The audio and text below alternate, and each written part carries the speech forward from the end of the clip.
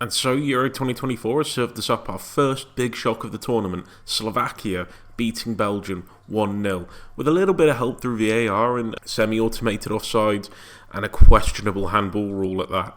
They did manage to hold on to the win, and they looked very good value for it.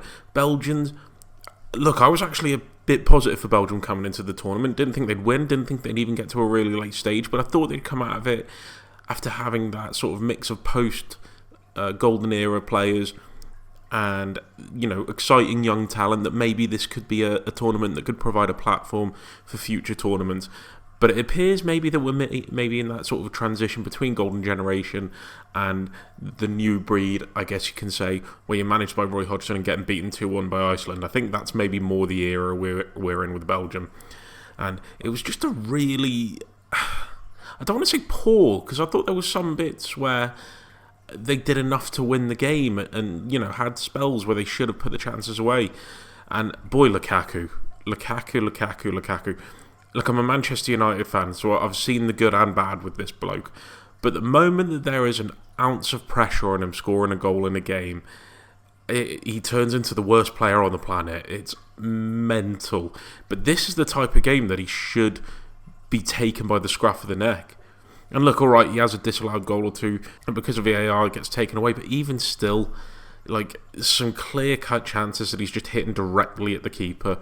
I'm lost for words for him. He's such a fantastic, phenomenal striker that goes missing in such crucial moments. It's mad. But I'm going to go on to the Belgium attacking shape first and how they tried to pull that off. So in Belgium's original stage of build-up, it would be a 2-4-1-3, with the centre-backs, as you would expect, the full-backs pushing on alongside the two holding midfielders in Mangala and Onana. It's worth noting that the centre-backs for the game were De Baast and Faes, Castagna at right wing-back, and Carrasco, a very attacking left wing-back choice for reasons we'll discuss in a minute. And at left wing, it was Trossard, Lukaku up top, and Jeremy Doku right wing. Not his most natural side, but one he's capable of playing. And Slovakia would line up in a 4-1-4-1 shape to try and sort of go in a more zonal fashion in terms of its pressing and its closing down. And they'd sit in a mid to high block.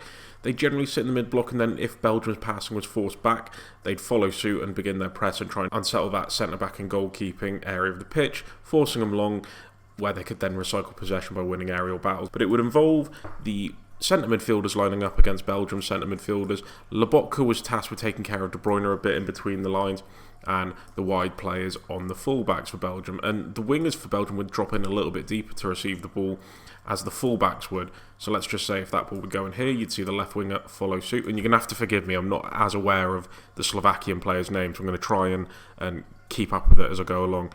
But just be aware that I'm not natural with them as I am the Belgium team. And then it would be the case of trying to fire it into Doku in this position where he could use his one-on-one dribbling ability to good use. And there were times where playing it into Doku or playing it into Trossard in these areas that brought the left back up to press him would create some situations where Lukaku could attack and started creating space in between centre-backs and in between full-back. And Lukaku did get in a few times, especially in the beginning of the game, but again, he proper Lukaku'd the chances and couldn't put them away. But there were openings, but Slovakia did keep their shape well for the most part, especially after that, and once they got their goal early. They retained shape, they were very disciplined, and really did limit Belgium as much as they could, apart from when De Bruyne was getting on the ball. Now, De Bruyne was finding space in and around Lobotka. Lobotka did struggle with De Bruyne in these positions, and De Bruyne's fantastic at making angles to receive the ball and progress it. So let's just say in this area he'd pull off into this sort of wider area to receive the ball from the centre-back, where he could then turn and play in Trossard. He could then turn and play in Lukaku down here, and Lobotka was always scrambling to go across him. So that did cause issues, and that did force Slovakia a bit further back, and that turned them into the shape as we'll see now. So Belgium would primarily attack on this left-hand side, with Trossard coming into the half space, De Bruyne coming inside as well to help with the overload on that side, and would play it over to the wide areas, whether that be Trossard, who in his original stage was wide, or Carrasco providing the overlapping run. Slovakia would then come across, they'd get Trossard operating a bit further on, Lukaku looking to pin back a centre-back, the short option to Mangala, the centre-back showing for it a bit deeper. But if they couldn't progress down that side, they would then look to bring the Slovakia shape over, get the ball to De Bruyne, or he could switch it over to Doku on the far side. But Slovakia did a fantastic job in these positions of congesting the middle. Their shape was really good in these areas. The Belgium attacking players really found it hard to affect the game in these positions. There was very little space for them to work in. They lacked a bit of penetration with Trossard on the side. He's not that overlapping one-on-one demon that we know they have in the opposite side in Doku. And when they would look to spread the play into this area, the left full-back was doing a fantastic job of reading these and getting them clear and preventing Doku from using his one-on-one dribbling ability to really hurt him down there. He was given very little time and space on the ball. They were intense on him. And again, apart from the first 5-10 minutes, he really struggled to get into the game. So attacks broke down very quickly, and it was a really good defensive display from Slovakia. They made changes in the second half, Belgium. Trossard and Doku swapped wings, so if I just move Trossard a little bit over here, allowing Castagna to overlap at right wing back. De Bruyne was dropping in a little bit deeper as well after they made a sub to bring, I think it was a wide player on that allowed Trossard to operate more as the 10, De Bruyne dropping in a little bit deeper, or De Bruyne coming in as the 10 alongside Trossard, which then, as a result, left Slovakia to change their shape into a bit more of a 4-4-2 with either Kučka or Duda pressing alongside the striker to create a 4-4-2 and really limiting the space into these wide 10s. And the defensive discipline, everyone knowing their roles, was fantastic. Slovakia really did a good job preventing Belgium. They held their lines well, and as a result, Belgium really struggled to affect the game unless it was in that left-hand side with Doku or Carrasco overlapping and using their pace and wide overloads to good effect. And Openda made a good impact when he came on, offering a bit of incision down that side. Bakayoko as well on the right with the overlapping of Castagna, but it just wasn't enough, and Slovakia were able to hold on to the win. But how did Slovakia win the game? Well, we'll go over to that now. So in Slovakia's original build-up shape, the centre-backs would split, which would bring Dubravka into it a bit more. Lobotka dropping deeper than his other midfielders, with the full-backs pushed on alongside those midfielders, and with the front three staying wide, sole striker and the two wingers. It meant Belgium went man-to-man all over the pitch, slightly unorthodoxly, as you'd see Lukaku pressing the left centre-back, Trossard on the right centre-back, you'd see Doku at left-back, and you'd see Carrasco moving out of left-back to press their right-back, moving alongside Kevin De Bruyne and Mangala and Onana, who are going man-to-man in the midfield, which left a one-on-one in the back with Wout Faes, with the striker, De Barst in the left-back role, I guess you can say, and Castagna on right-back. And they played out of this really well, to be fair, Slovakia, with bringing Belgium's press onto them through one of two ways. One, forcing the press to come over to the goalkeeper, he'd play to the left centre-back, who then became a free man as a result of the press going this way. And the fluidity in the movements of the midfield three, pulling Belgium's shape apart to create angles and create movements to run off of them, was key. And Belgium really struggled in the midfield. In terms of a midfield battle, a good old-fashioned midfield battle, they lost it. And Kučka, Lobotka and Duda were comfortable taking the ball in these areas and running off of them, making little third-man runs as well to beat them. So let's just say if two of them had dropped in, the midfielders coming over to press. If the ball went into the full-back area, they would time their runs brilliantly to run off of their marker and into space to help support the attack and play the ball forward. They'd also be key at doing that when Slovakia did go long, which they did quite often, to the striker or the wide areas, who had aerial advantages over their markers, and lay it off for the supporting players to get on it, who would then attack and get the ball forward for Slovakia. And we're just going to push that further along now.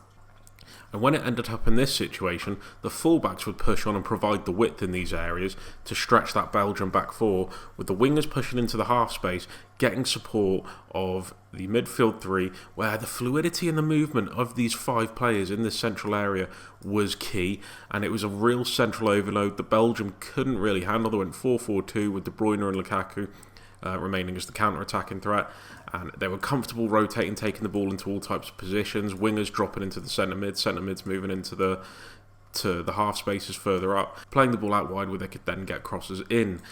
Belgium stuck to their 4-4-2 shape, which would turn into a little bit of a 5-3-2 shape at points, because Doku would drop in a little bit more, as when they were building up Slovakia, as we said before, Doku was pressing the left back and Trossard was pressing a centre back, so he wasn't coming all the way back, he was a little bit further on and left the midfield isolated. And sometimes you'd even see it in the midfield too, sometimes Trossard wouldn't even come all the way back, but Doku you'd see dropping into this area here, trying to protect it, but in doing so it gave these midfielders a lot more room to play around and create chances. They didn't create an awful lot from these positions, but they were always a threat and getting a lot of men in space around this area of the pitch. Lobotka, Kučka and Duda fantastically getting involved. The wide players coming inside. Schranz, who got the goal in Haraslin, were fantastic. And, Belgium just really struggled to cope with the overloads. They tried to go back five to protect the width and protect the fullbacks overlapping, but they just lost out in the midfield battle from a defensive point of view and an offensive point of view. And as a result, it meant Slovakia came away with an important W in a group that was going to be pretty evenly contested anyway. And as a result, having that win against Belgium just gives them 1 point they need to get realistically to come out of this group. And I believe they have enough to do it. I think they could easily get a point against Romania or Ukraine. Belgium, again, I still expect them to get through, but yeah, they've got to look better. The midfielders as well just really struggled with this rotation. Onana really lacks a lot of mobility. I know he's a player that gets very highly rated in world football. He gets linked with a lot of big clubs. I don't see it yet. I think he's effective in the boxes because of his aerial presence, and he's a great set-piece target. But in these areas, he struggles to keep up with markers, and that's with a solid block that he has at Everton. But when they're isolated the way they are against this central five for Slovakia, he was all over the place. But I'd love to know what you guys think. Cheers, lads. In a bit.